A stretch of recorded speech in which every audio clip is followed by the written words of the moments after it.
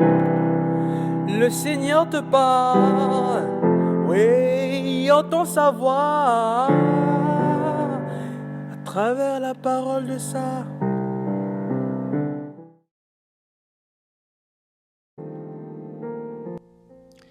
Bien-aimés dans le Christ, bien souvent on a l'impression que les promesses fallacieuses à la politicienne s'invitent même dans la sphère religieuse, dans notre vie de foi.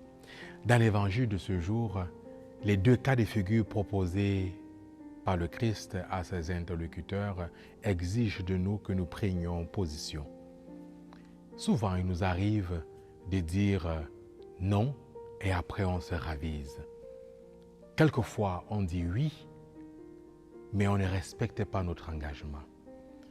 On le sait très bien, souvent, c'est fréquent dans la vie politique où des hommes et des femmes s'engagent avec des promesses électorales tout en sachant que certaines promesses ne vont jamais les respecter. Un oui calculé. Et on voit souvent ça apparaître dans la vie spirituelle chrétienne, dans nos engagements communautaires, dans nos engagements personnels et individuels envers Dieu.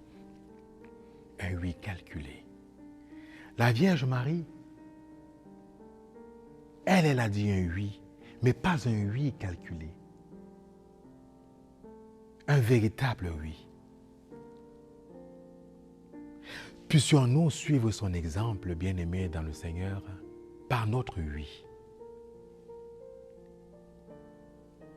Nous sommes invités, bien-aimés dans le Seigneur, bien-aimés dans le Christ, à être sincères dans notre relation avec le Christ, avec Dieu. Le Seigneur n'en a rien à foutre de nos promesses. Il n'a rien à foutre de nos belles paroles, de nos engagements en parole. Ce qu'il veut, c'est une conversion véritable du cœur. Il veut des actes concrets, des actes sincères qui sont arrimés, qui sont coordonnés à nos paroles. Amen.